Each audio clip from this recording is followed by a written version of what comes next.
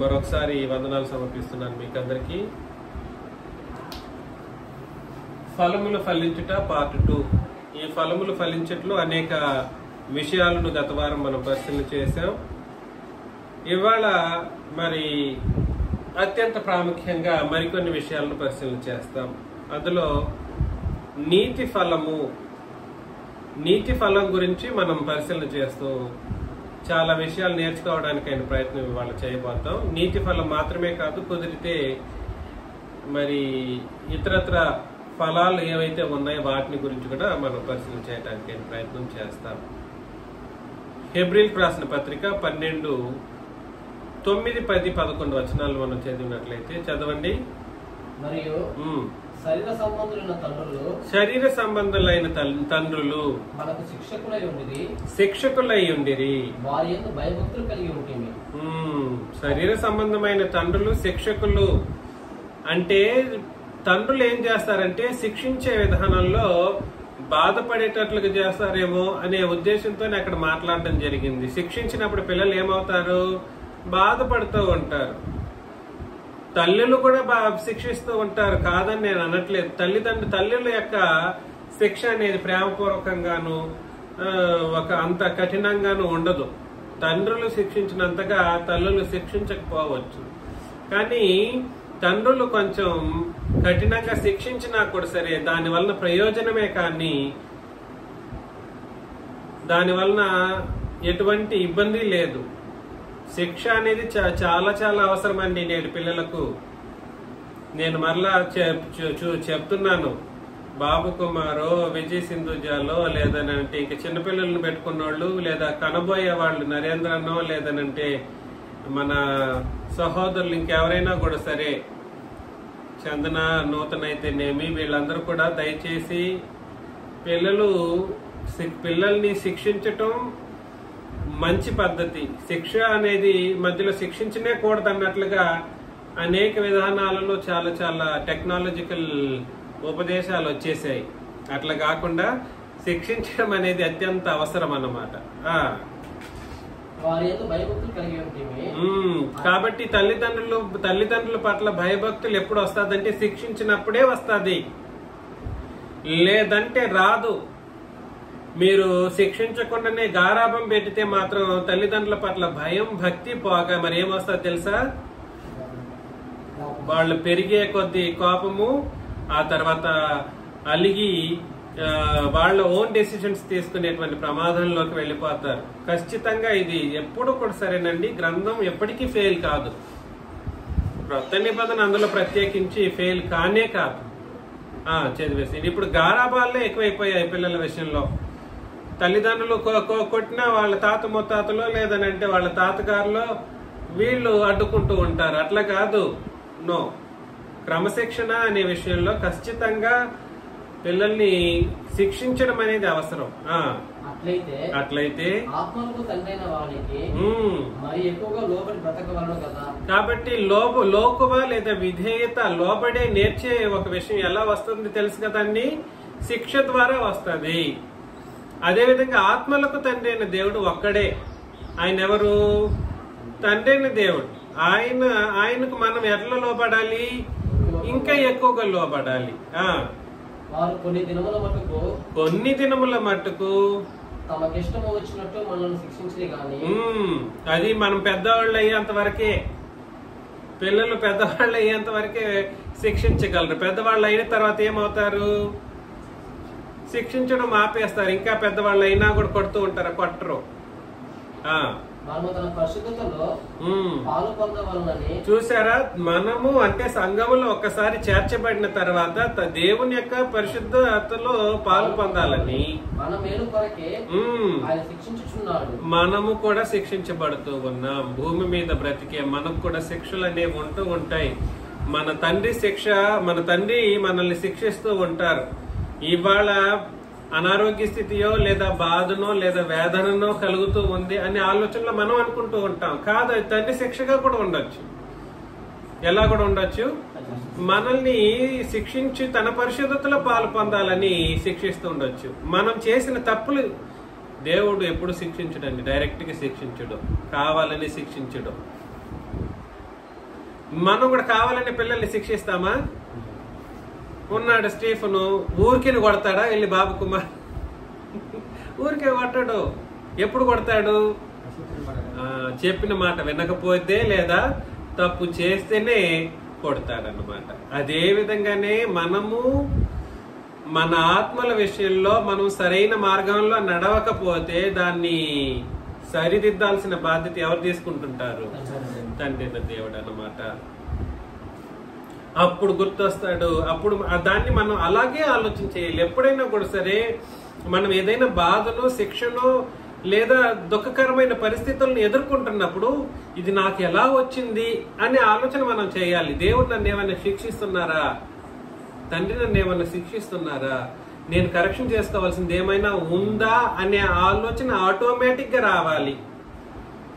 మీరు ఎప్పుడైనా కూడా సరే ఒక ఇబ్బంది పడుతున్నారు అని అంటే మీరు ఏదైనా దేవుని విషయంలో కరెక్షన్ చేసుకోవాలా అనే ఒక ఆలోచన, ఆ థాట్ ప్రాసెస్ ఆటోమేటిక్ గా వచ్చేసేయాలి. మీరు దయచేసి ఈ విషయాన్ని గుర్తుపెట్టుకోండి. అది ఎందుకొరకంటే తన పరిశుద్ధతలో పాలు పొందినట్లు. ఒక విషయం గుర్తుపెట్టుకోండి, పరిశుద్ధత యొక్క క్రియారూపమే నీతి. పరిశుద్ధత యొక్క క్రియారూపం నీతి అన్నమాట. విశ్వాసం యొక్క క్రియారూపం భక్తి. విశ్వాసం యొక్క క్రియారూపం ఏమిటి? భక్తి. నేను అనేక సార్లు మీకు తెలియజేశాను. మీ విశ్వాసం పని చేసింది అనుకోండి, దాన్ని ఏమంటారంటే భక్తి అంటారు. పరిశుద్ధత పని చేసింది అనుకోండి, ఫర్ ఎగ్జాంపుల్ నన్ను దేవుడు శిక్షించారు. నేను ఎలా ఉండాలని శిక్షించారు? తన పరిశుద్ధతలో పాలు పంపులు పొందాలని దేవుడు నన్ను శిక్షించారు. ఓకేనా? అప్పుడు నేనేం చేయాలనంటే ఆ శిక్షను బట్టి నేనేం చేయాలంటే నా తప్పును నేనేం చేసుకోవాలి? కరెక్షన్ చేసుకోవాలి, సరిదిద్దుకోవాలి. దేవుని శిక్షను తృణీకరించకుండా లోబడాలి. అలా లోబడి భయభక్తులు కలిగి ఉండి నా తప్పులను నేను కరెక్షన్ చేసుకొని లోపాలను సరిదిద్దుకొని బ్రతికితే ఆయన పరిశుద్ధతలో పాలు పంపులు పొందుతాను. ఈ క్రియ మొత్తాన్ని ఏమంటారంటే నీతి ఫలము అని అంటారు. ఏమంటారు? నీతి ఫలము. చదవండి మరొకసారి 11 ఇప్పుడు చదివేసే తమ్ముడు. మరియు ప్రస్తుతమందు సమస్త శిక్ష దుఃఖకరంగా కనబడనే గాని సంతోషకరంగా కనబడదు. నిజంగా సంతోషం ఉండదు. నాకెందుకు సంతోషం? ఈ క్రొత్త నిబంధనలు వచ్చిన తర్వాత కష్టాలు అంటూ ఉంటుంటారు. కష్టాలు కాదు, అది సంతోషకరం. ఎప్పుడు? ఇప్పటికీ నీకు దుఃఖకరంగా ఉన్నప్పటికీ అది శాశ్వత ఆనందం వైపు నిన్ను నడిపిస్తుందన్న సత్యాన్ని మనం గుర్తించాలి. కాకపోతే ఆ శిక్షలో కరెక్షన్ అనేది ఖచ్చితంగా ఉండి తీరాలి. శిక్షలో కరెక్షన్ అనేది ఖచ్చితంగా ఉండాలి. అయినను దాని యందు అభ్యాసం కలిగిన వారికి చూసారా, నీతియను సమాధానకరమైన ఫలం ఇచ్చును. కాబట్టి నీతి ఫలం, అభ్యాసం, పరిశుద్ధతలో పాలు పంపులు పొంది దేవుని పరిశుద్ధతలో మనం కూడా పాలు పంపులు పొందటానికి మనం పొందుకునేటువంటి శిక్ష ద్వారా, అది అభ్యాసం చేయడం ద్వారా. అభ్యాసం అంటే అర్థం ఏమిటండి? ఇది ఒక రోజులో జరుగుతుందనే? ఒక రోజులోనేనా ప్రాక్టీస్?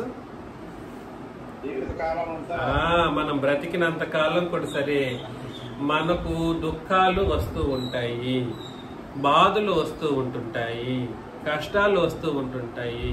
ఆ వచ్చిన ప్రతి సందర్భంలోనూ రెండు ఆలోచనలు. ఒకటి, అపవాది శోధిస్తున్నాడు మనకు కీడు కలిగించడం కొరకు. రెండు, మన తండ్రి మనల్ని శిక్షిస్తున్నారు ఎందుకొరకు? తన పరిశుద్ధతలో పాలి భాగస్థులమవుతూ మనం నీతి అనే ఫలాన్ని ఫలించటం కొరకు, నీతి అనే ఫలాన్ని ఫలించటం కొరకు మనకు శిక్ష అనేది కలుగుతూ ఉంటది. మా ఇంట్లోనే ఎందుకు ఇలా జరుగుతుంది అని మీరు బాధపడుతూ ఉండండొచ్చు. ఈ శిక్ష, ఇది శిక్ష, దేవుని యొక్క శిక్ష. కానీ లోకంలో ఉండే వాళ్ళు కూడా అలాంటి కార్యక్రమాలు జరుగుతూ ఉంటాయి. అది ఎవరు చేసేది? అది దేవుడు చేసేది కాదు. లోకంలో ఉండే వాళ్ళకి కలిగేది ప్రతి ఒక్కటి కూడా సరే కీడుకు సంబంధించి అపవాది చేస్తున్న కార్యక్రమాలు. అర్థమవుతుందా? సంఘంలో ఉండే వాళ్ళ విషయంలో తండ్రి శిక్షిస్తూ ఉంటారు, అపవాది కూడా శోధిస్తూ ఉంటాడు. కానీ లోకంలో ఉండే వాళ్ళకి తండ్రి శిక్షించి వాళ్ళని కరెక్షన్ చేసే అంత పరిస్థితి లేదు, అంత అవసరం లేదు, ఆయన చేయడు. అదంతా జరిగించేది ఎవరు? అపవాది. అంటే దీన్ని బట్టి మనం ఏం అర్థం చేసుకోవాలంటే వాళ్ళకి ఒకే విధంగా ఉంది, నాకు ఒకే విధంగా ఉంది. అదేంటి వ్యత్యాసం కనబడట్లేదని మీరు కొన్ని సందర్భాల్లో మీ విశ్వాసం అనేది దిక్సూచిలాగా అటు ఇటు తిరిగే అవకాశాలు ఉంటాయి. మాకు వాళ్ళకి ఏం వ్యత్యాసం అన్నట్లుగా, మనకు కలిగినట్లుగానే వాళ్ళకి కలిగించేటట్లుగా అపవాది కార్యక్రమాలు చేస్తూ ఉంటాడు. అప్పుడు మనమే విశ్వాసమైన మనమే కొంచెం విశ్వాసములో బలహీనమయ్యే ఒక అవకాశం కలుగుతూ ఉంటది అన్నమాట. ఇదంతా అపవాది చేసే నాటకాల్లో ఒకటన్నమాట. అర్థమవుతుంది కదండి? మీరందరూ ఈ విషయాన్ని గుర్తుపెట్టుకోండి. మనం బాగుంటే వాళ్ళు కూడా బాగుంటారు, అది కూడా అపవాది చేసేదే. సంఘంలో ఉండే వాళ్ళు బాగుంటే మాకు వాళ్ళకి తేడా లేకుండా ఉన్నట్లుగానే ఉందిగా అన్నట్లుగా చేస్తూ ఉంటాడు అన్నమాట అపవాది. అది అపవాది యొక్క మొట్టమొదటి క్యారెక్టరిస్టిక్. ఏమిటి? సంఘానికి లోకానికి వ్యత్యాసమే లేదు అన్నట్లుగా జరిగించడం అపవాది యొక్క క్యారెక్టరిస్టిక్. దాన్ని అందుకోసమే మనకు వచ్చేటువంటి దుఃఖకరమైనటువంటి పరిస్థితులు ఇవన్నీ కూడా సరే తండ్రి శిక్ష వలన కలుగుతుంది. దేని కొరకు? మన యొక్క తప్పిదాలను సరిదిద్దడం కొరకు. అదే విధముగా మనకు కీడు కలిగేటట్లుగానే అపవాది ఏం చేస్తూ ఉంటాడు? అప్పుడు మనం ఏం ఆలోచన చేస్తామంటే దేవుడు కలిగించాడా అపవాది కలిగించాడా అనే ఆలోచనలు వస్తూ ఉంటాయి. దేవుడు కలిగించాడని నమ్మడానికి మీకు ఒకటే ఆధారం. అదేమిటి? మీరు తప్పు చేసుంటే మీకు కలిగితే అది దేవుడు కలిగించాడు. మీరు తప్పు చేయకనే మీరు శిక్షనో లేదా బాధనో లేదా వేదనలనో లేదనంటే అనారోగ్య స్థితిగతులను మీరు అనుభవిస్తున్నారు అని అన్నప్పుడు అపవాది కీడు కొరకు చేస్తున్నారు. అందులో మీరు నిలదొక్కుకోవాల్సినటువంటి పరిస్థితి, దాని నుండి తప్పించే మార్గాన్ని ఆ దేవుడే మీకు చూపిస్తాడన్నమాట. ఆ శోధన నుండి తప్పించే మార్గాన్ని నీకు చూపించకుండా మానడు.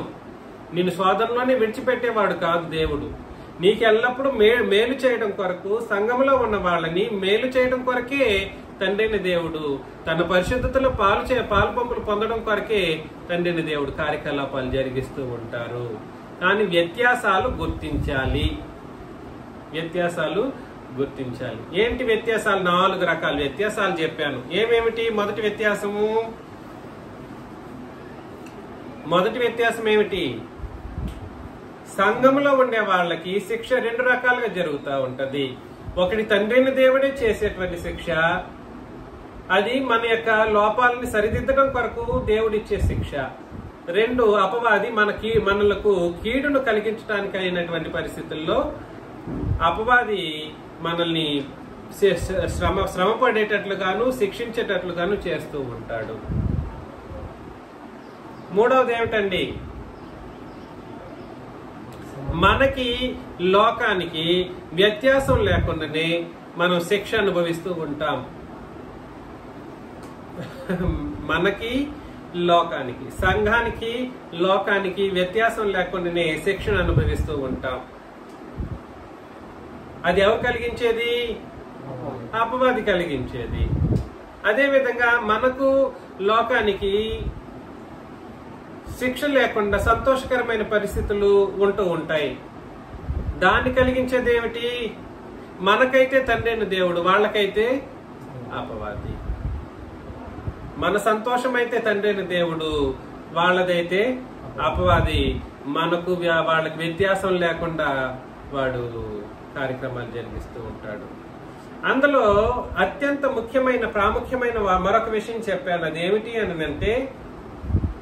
అదేమిటి అని అంటే మనం పొందేటువంటి శిక్ష తండ్రి శిక్షిస్తున్నారా లేదా అపవాది శోధిస్తున్నాడా అనేటువంటి వ్యత్యాసం కూడా మనం గుర్తించాల్సిన బాధ్యత మనకుంది. ఏమిటండి?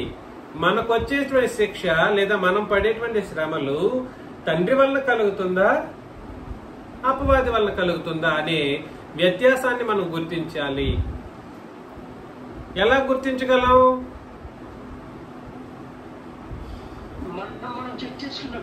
మనము లోపాలు ఉన్నట్లయితే ఆ లోపం వలన మనం చేసిన తప్పుల వలన మనకు శిక్ష వచ్చిందనుకోండి, అది ఎవరు శిక్షిస్తున్నారని? తండ్రి శిక్షిస్తున్నారని. కానీ మనలో లోపమే లేకుండా మనం శిక్షను, శ్రమలను, బాధలను, వేదనలను, అనారోగ్య స్థితిగతులను మనం ఎదుర్కొంటూ ఉన్నప్పుడు అది ఎవరి వలన కలుగుతుంది? అపవాది వలన కలుగుతుంది. ఆ సందర్భంలో మనం ఎలా బ్రతకాలి అని అంటే, మనం ఎలా బ్రతకాలి? శోధనలు, అపవాది శోధిస్తున్నటువంటి సందర్భాల్లో మనం ఏ లోపం లేకుండా, మనం చేయకుండా, తప్పులు చేయకుండా, మనకు ఇబ్బంది కలిగేటట్లు కార్యక్రమాలు జరుగుతూ ఉంటే మన యొక్క ప్రవర్తన ఎలా ఉండాలి? దేవుణ్ణి ఆశ్రయించినప్పుడు ఆయన మార్గాన్ని అట్లా కాదు ఇట్లా పో అని దేవుడు ఖచ్చితంగా తన మార్గాన్ని తెలియజేస్తాడు అన్నమాట. ఖచ్చితంగా తెలియజేస్తాడు. దేవుని యొక్క ఉనికి ఆ సందర్భంలో మీకు తెలుస్తుంది. ఎలా ఉంటుంది తెలుసా అండి? మీకు చాలా సింప్లిఫైడ్ గా అరే ఇట్లనా అనే విధానంలో కూడా మన జీవితాల్లో సంగతులు తెలిసిపోతూ ఉంటాయి అన్నమాట. కాబట్టి సమస్త శిక్షయు దుఃఖకరముగా కనబడనే గాని సంతోషకరముగా ఉండదు. దేవుని ద్వారా మనం పొందేటువంటి శిక్షలన్నీ సంతోషకరంగా ఉండదు, బాధాకరంగానే ఉంటది, దుఃఖకరంగానే ఉంటది. అయితే దాని యందు అభ్యాసం కలిగిన వారికి అది నీతియను సమాధానకరమైన ఫలమిచ్చును. కాబట్టి శిక్ష ఎటువంటి ఫలాన్ని ఇస్తుంది? సమాధానకరమైన నీతి ఫలాన్ని ఇస్తుంది. సమాధానకరమైన నీతి అను ఫలాన్ని మనకిస్తుంది. కొరింథీయులకు రాసిన 2వ పత్రిక 9వ అధ్యాయం 7 నుండి 10 వచనాలు మనం చదివినప్పుడు, కొరింథీయులకు రాసిన 2వ పత్రిక లేదా 2వ కొరింథీ 9వ అధ్యాయం 7 నుండి 10, సనుగు కొనకయు బలవంతంగా కాకయు ప్రతి వాడును తన హృదయంలో నిశ్చయించుకున్న ప్రకారం ఇయ్యవలెను. దేవుడు ఉత్సాహముగా ఇచ్చేవాడిని ప్రేమించును. ఉత్సాహంగా ఎవరిస్తారు? వాళ్ళని దేవుడు ప్రేమిస్తారు. మరియు అన్నిటి యందు ఎల్లప్పుడూ మీలో మీరు సర్వ సమృద్ధి గలవారై ఉత్తమమైన ప్రతి కార్యం చేయుటకు దేవుడు మీ ఎడల సమస్త విధములైన కృపను విస్తరింప చేయగలడు. ఇందు విషయమై అతడు వెదజల్లి దరిద్రులకిచ్చెను, అతని నీతి నిరంతరము నిల్చునని వ్రాయబడి ఉన్నది. ఈ వచనం యొక్క మూలాన్ని ఇక్కడ మీరు గుర్తు పెట్టుకోండి. తర్వాత వచనం ఎక్కడుందో పాత నిబంధనలో కనిపెట్టండి. అతడు వెదజల్లి దరిద్రులకిచ్చెను, అతని నీతి నిరంతరము నిలుచును అని వ్రాయబడి ఉన్నది. విత్తువానికి విత్తనమును, తినుటకు ఆహారమును దయచేయి దేవుడు మీకు విత్తనము దయచేసి విస్తరింపచేసి మీరు ప్రతి విషయంలో పూర్ణౌదార్య భాగ్యము గలవారన్నట్లు మీ నీతి ఫలములు వృద్ధి పొందించును అని అన్నాడు అన్నమాట. చాలా విషయం ఇది. 3 ముఖ్యమైన సంగతులను ప్రాముఖ్యంగా అందులో మనం గ్రహిద్దాం. చాలా విషయాలు మాట్లాడుకోవచ్చు. 3 ముఖ్యమైనటువంటి విషయాలు. అందులో ఒకటి,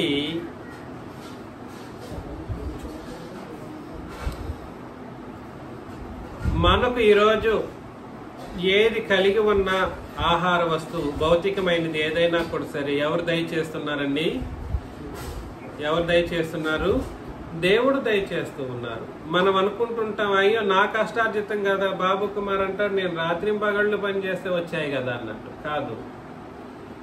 మనలో ప్రాణాన్ని పెట్టి మనల్ని బ్రతికించేటట్లుగా చేసి సమస్త కృపను మన ఎడల అనుగ్రహించి కృపను విస్తరింపచేసిన మాట ఉపయోగించడం జరిగింది.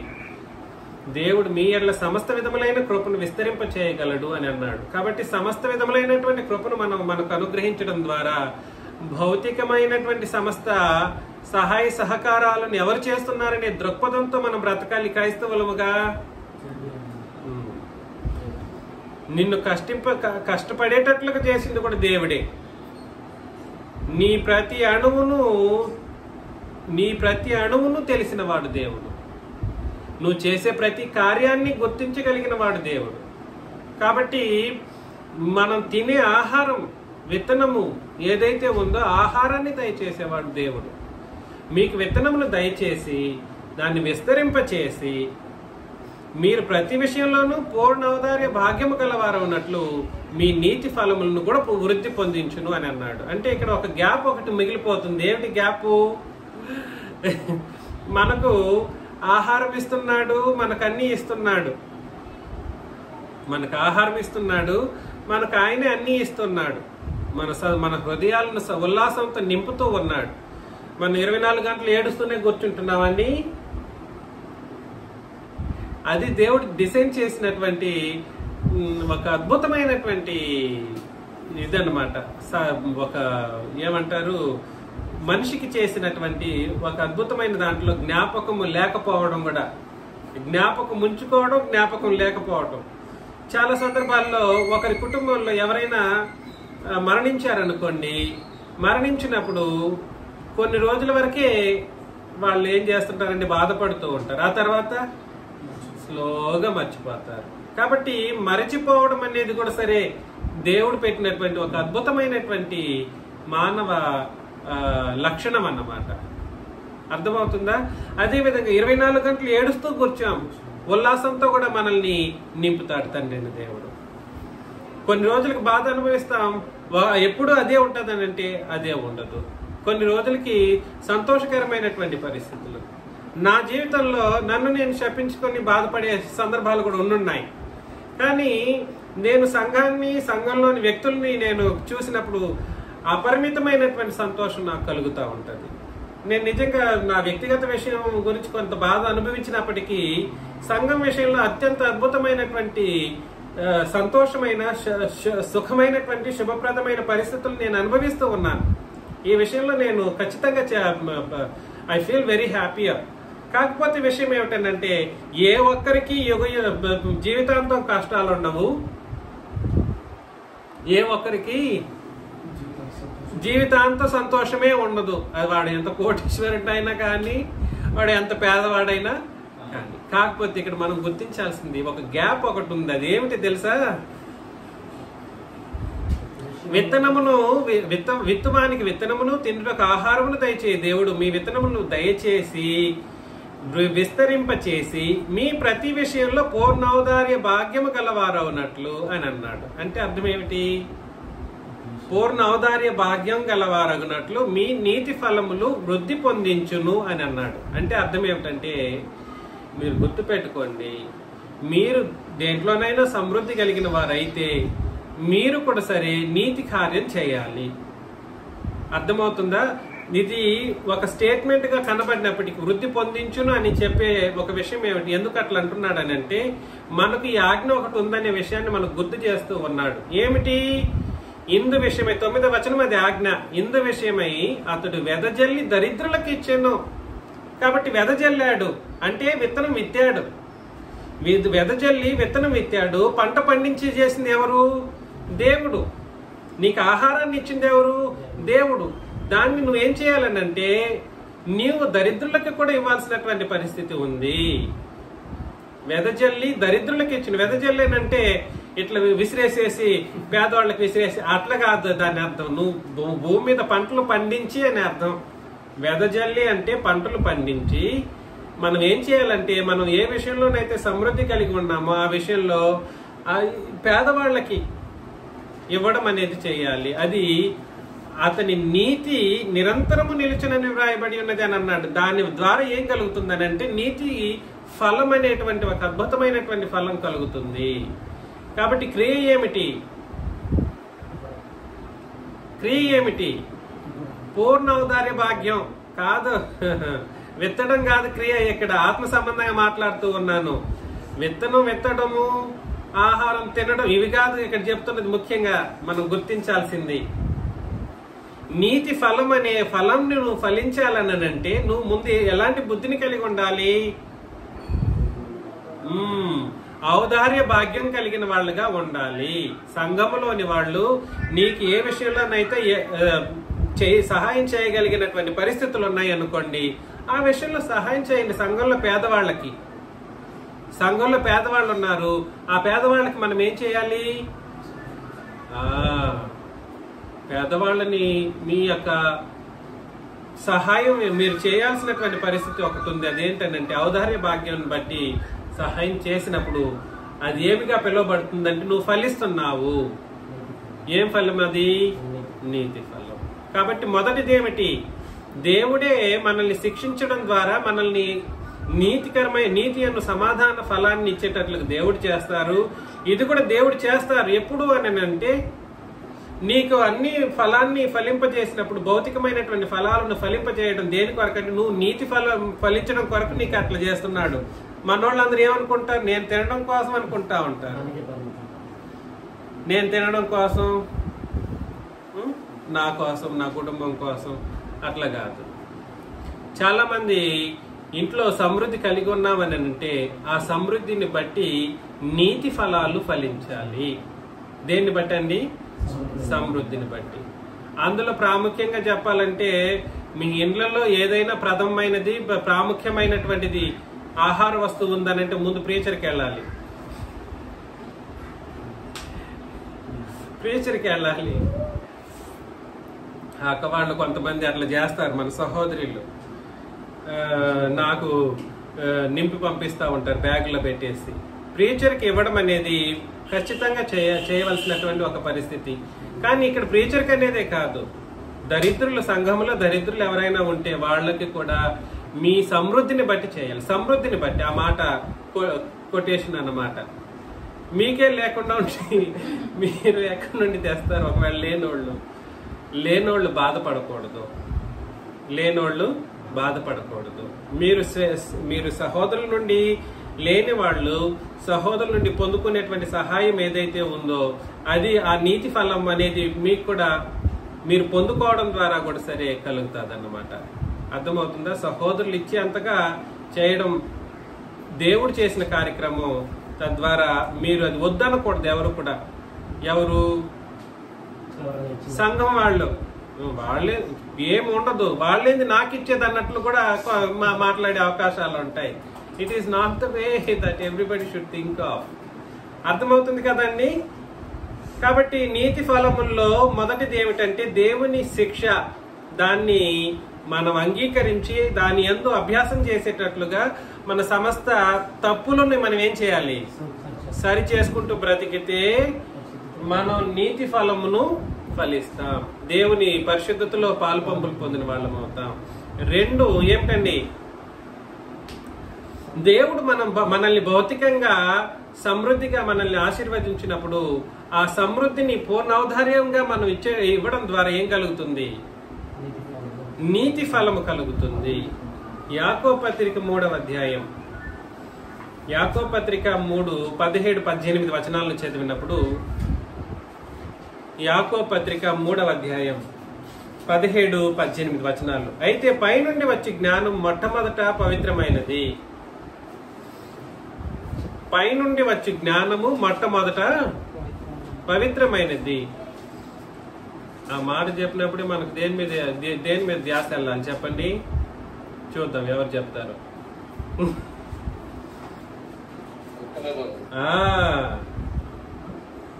పైనుండి వచ్చి జ్ఞానము మొట్టమొదట పవిత్రమైనది అన్నప్పుడే అది క్రొత్త నిబంధన అని అర్థం అన్నమాట. అది తర్వాత సమాధానకరమైనది. ఆ సమాధానం, క్రొత్త నిబంధన ఎవరెవరికి మధ్య సమాధానాన్ని పుట్టిస్తుందండి? సమస్త జనులు శత్రువులు, తండ్రిని దేవుడు బలవంతుడైన శత్రువు పాపుల్లో ఉన్న మనుషులకి. ఆ బలవంతుడే సమాధాన పడేటట్లుగా చేయగలదు క్రొత్త నిబంధన. ఎంత గొప్ప ఆయుధమో మన దగ్గర ఉన్నది. భూమి మీద పెట్టేశాడు, మరలా దాన్ని ఆయన పెట్టుకోలేదు. సమాధానకరమైనది, అది మృదువైనది. క్రొత్త నిబంధన అత్యంత మృదువైనది. మృదువైనది అంటే మెత్తనిది. అంటే అర్థం ఏమిటంటే దేవుని చెప్పండి, కఠినమైనది కాదు, మృదువైనది అంటే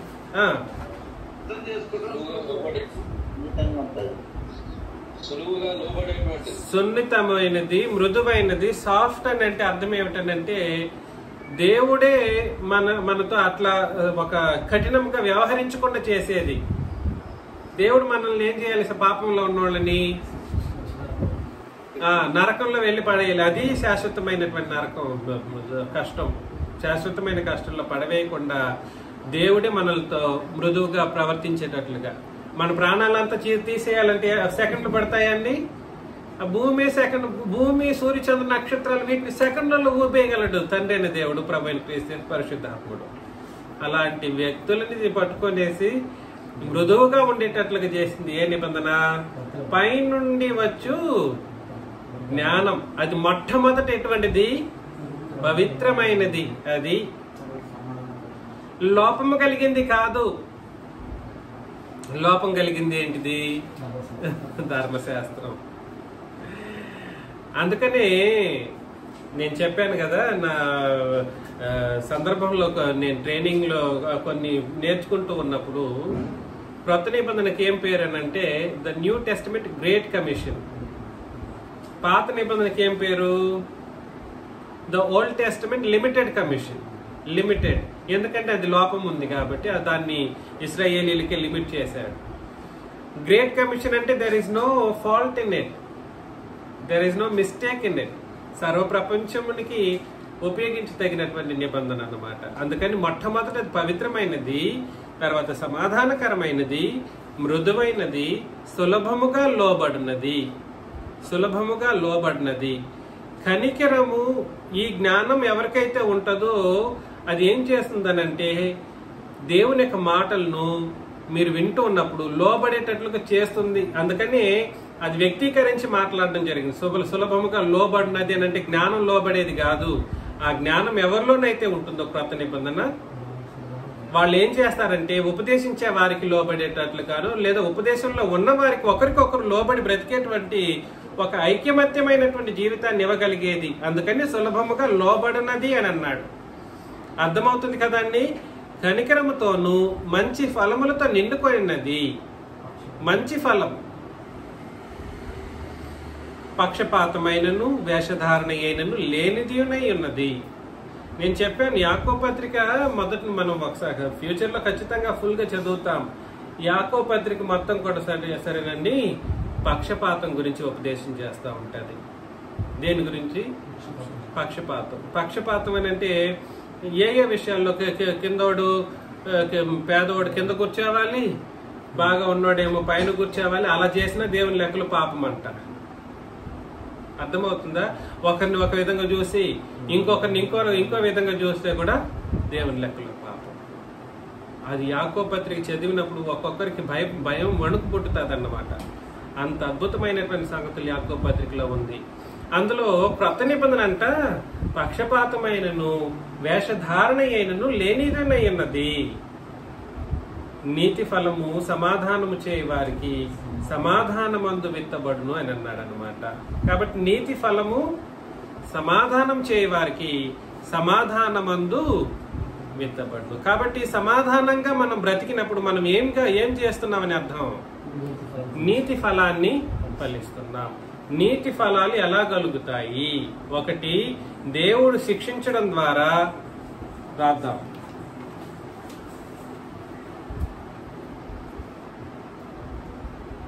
దేవుని శిక్షను బట్టి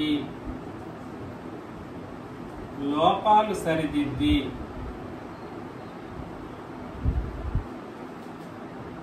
ఆయన పరిశుద్ధతలో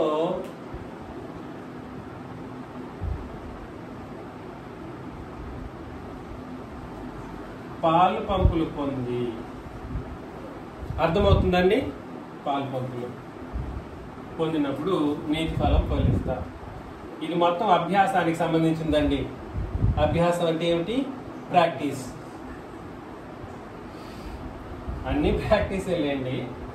ప్రత్యేకించి రెండవ విషయం ఏమిటండి?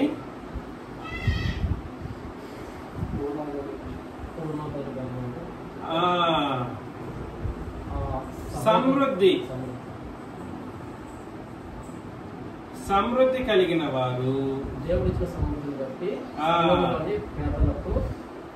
సంఘములోని వారికి, దరిద్రులకు ఏం చేయాలి? పూర్ణౌదార్య భాగం, పూర్ణౌదార్యంగా సహాయం చేసినప్పుడు ఏం కలుగుతుంది? నీతి ఫలము ఫలించినట్లు దేవుడు చూస్తారు. మూడవది ఏమిటి?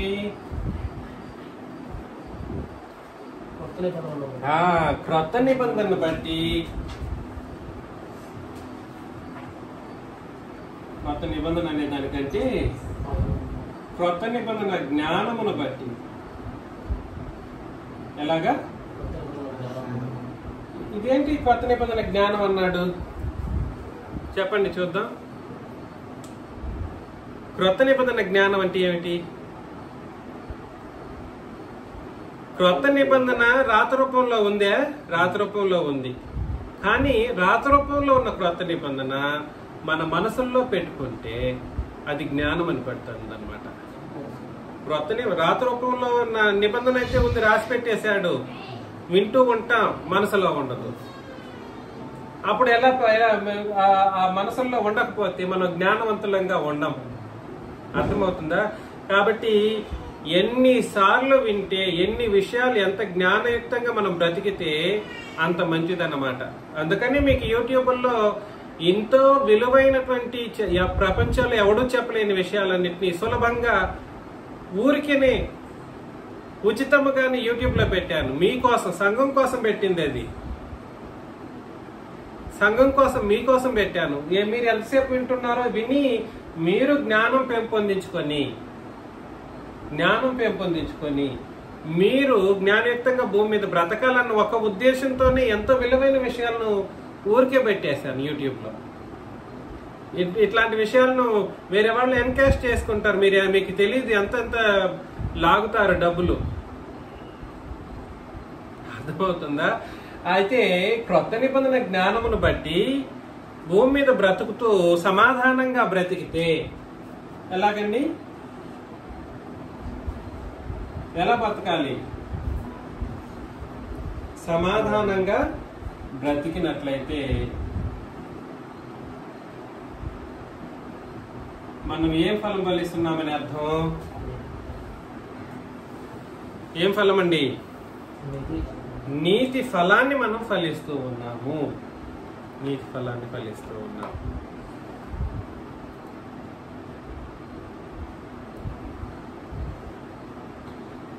సమాధానం లేకపోతే అందరి మధ్యలో, మళ్ళా చెప్తున్నా, సమాధానం సంఘంలో సమాధానంగా ప్రతి ఒక్కరూ ఉండాలి.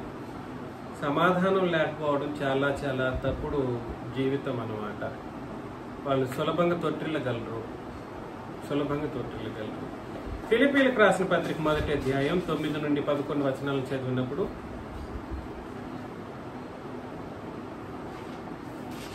ఫిలిప్పీలకు రాసిన పత్రిక 1వ అధ్యాయం 9 నుండి 11 వచనాలను చదివినప్పుడు, మీరు శ్రేష్టమైన కార్యములను వివేచింపగలవారవుటకు మీ ప్రేమ తెలివితోనూ సకల విధములైన అనుభవ జ్ఞానముతోనూ కూడినదై అంతకంతకు అభివృద్ధి పొందవలననియు, ఇందువలన దేవునికి మహిమయు స్తోత్రమును కలుగునట్లు మీరు యేసుక్రీస్తు వలనైన నీతి ఫలములతో నిండుకొన్నవారై క్రీస్తు దినమునకు నిష్కపటులను నిర్దోషులను కావాలని ప్రార్థించుచున్నాను.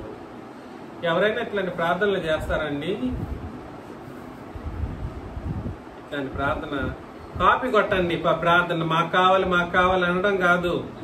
ఇది ఇక్కడ రాసి పెట్టేశాడు. ఇది కాపీ కొడితే ఎంత బాగుంటుందో. మీరు శ్రేష్టమైన కార్యములను వివేచింపగలవారవుతారు.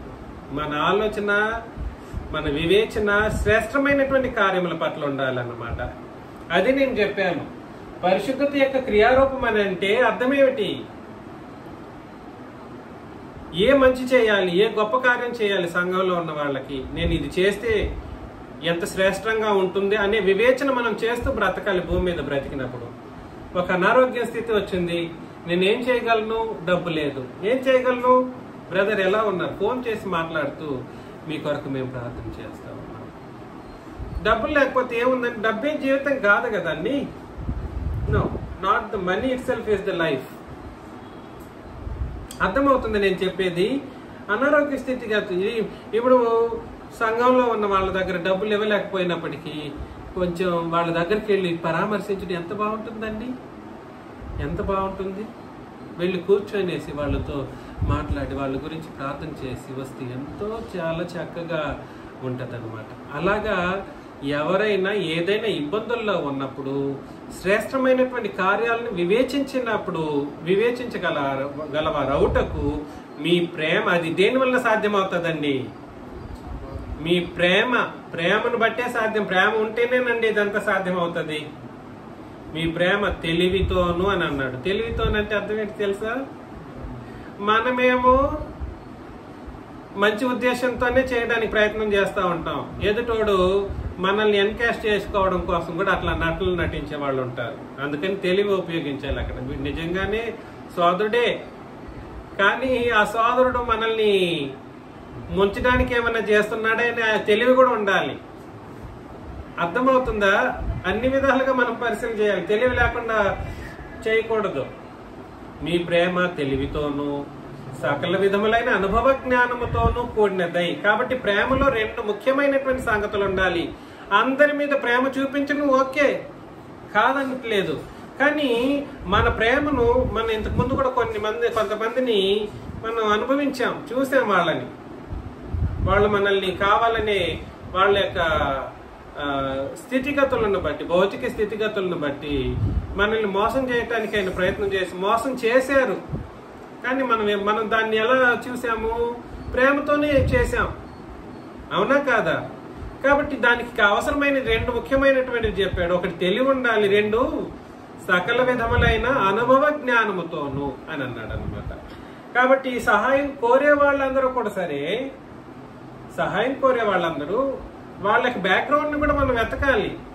నిజంగానే ఎంత కష్టాల్లో ఉన్నారు, బ్లైండ్ గా కావాలని బ్లైండ్ గా చేసే వాళ్ళు కూడా లేకపోవాలి, తెలివి లేకుండా.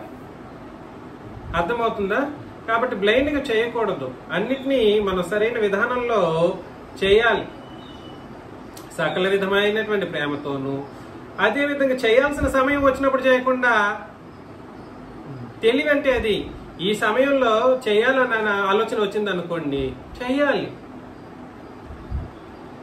తెలివిగా మేము తప్పించుకున్నాం అనేటట్లు ఉండకూడదు. మరలా కష్టాల్లో ఉన్నారనుకోండి సంఘంలో వాళ్ళు, ఆ సమయం చేయాల్సిన సమయంలో చేయకుండా తప్పించుకున్నాం అన్నట్లుగా తెలివిని ప్రదర్శించే కార్యక్రమాలు చేస్తే ఎట్లా ఉంటుందండి? బాగుంటుంది.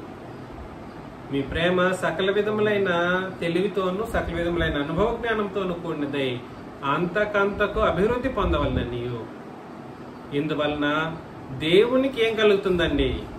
మహిమయు స్తోత్రమును కలుగునట్లు మీరు యేసుక్రీస్తు వలనైన నీతి ఫలములతో నిండుకున్న వారై. కాబట్టి క్రియారూపం చెప్తున్నాడు అన్నమాట. నీతి ఫలం అనేది క్రియ చేయడం ద్వారా జరుగుతుంది. శ్రేష్టమైన కార్యాలు సంఘం వాళ్ళ పట్ల చేయడం ద్వారా కలుగుతుంది. శ్రేష్టమైన కార్యాలు అది ప్రేమతో చేయాలి. కాకపోతే ప్రేమతో చేసేదన్నీ కూడా సరే తెలివిగా చూడాలి. ఎలాగా? నిజంగానే వాళ్ళ అవసరతలో ఉన్నారా? అర్థమవుతుందా? అనుభవ జ్ఞానంతో చేయాలి. అవన్నీ చేసినప్పుడు ఏం జరుగుతుందని అంటే, దేవునికి మహిమయు స్తోత్రమును కలుగునట్లు మీరు యేసుక్రీస్తు వలన నీతి ఫలములతో నిండుకొనిన వారై క్రీస్తు దినమునకు నిష్కపటులను నిర్దోషులుగా కావాలని ప్రార్థించుచున్నాను. కాబట్టి మనం ఇలాంటి ఒక నీతి ఫలములతో నిండుకున్న జీవితాన్ని జీవించటానికి శ్రేష్టమైనటువంటి కార్యాలను ఎలా చేయాలండి? శ్రేష్టమైన కార్యాలను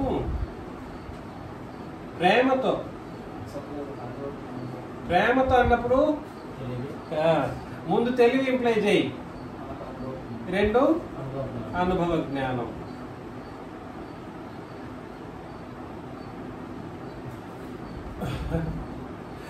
అర్థమవుతుందండి? తెలివి ఉండాలి, అనుభవ జ్ఞానం ఉండాలి. తెలివి లేకుండా చేయకూడదు. మనం ప్రేమ చూపిస్తున్నామని చెప్పేసి తెలివి లేకుండా చేస్తే మాత్రం మనం నష్టపోము. కాకపోతే అది సరైన విధానంలో ఉండదు. ఇలా చేస్తే మనం ఎలా ఉంటాం? దేంతో నిండుకున్న వాళ్ళమై ఉంటామంటే నీతి ఫలములతో నిండుకొనిన వారి క్రీస్తు దినమునకు నిష్కపటులను నిర్దోషులను కావాలని ప్రార్థించుచున్నాను. దీంతో పాటు మనం ఎలా ఉండాలి? ఇదే కానీ ఇది ఎప్పటి వరకు చేయాలి? ఆయన వచ్చే దినం వరకు చేస్తూ ఉండాలన్నమాట. చేస్తూ ఉంటే మనం ఎలా బ్రతుకుతామనంటే నిష్కపటులను నిర్దోషులమై ఉంటాము. పేతురు రాసిన మొదటి పత్రిక 1వ అధ్యాయం 8-9 వచనాలను చదువుతాం. పేతురు రాసిన మొదటి పత్రిక 1వ అధ్యాయం 8-9 వచనాలు. మీరు ఆయనను చూడకపోయినను ఆయనను ప్రేమించుచున్నారు. ఇదన్నీ మన యొక్క విశ్వాసం. ఇది నేను వివరించడానికి నా జీవితం సరిపోదనుకోండి. నిజం చెప్తున్నాను, నా జీవితమే కాదు, ఎవరి జీవితం సరిపోదు. సంఘంలో ఉన్న మీ యొక్క ఎవరి జీవితం కూడా సరిపోదు. మీరు ఆయనను చూడకపోయినను ఆయనను ప్రేమించుచున్నారు. ఎట్లాగా? అసలు మనం చూసామండి తండ్రిని దేవుడినైనా ప్రభుని క్రీస్తునైనా. మరేదాస్ గారు చూసారా? విజయ్ కుమార్ గారు నాకే ఓల్డెస్ట్ పర్సన్ ఈ సంఘంలో అనుకుంటే మీరైనా చూసారంటే మీరు చూసుండలేరు. 70-80 సంవత్సరాల వయసులో ఉన్నవాళ్ళు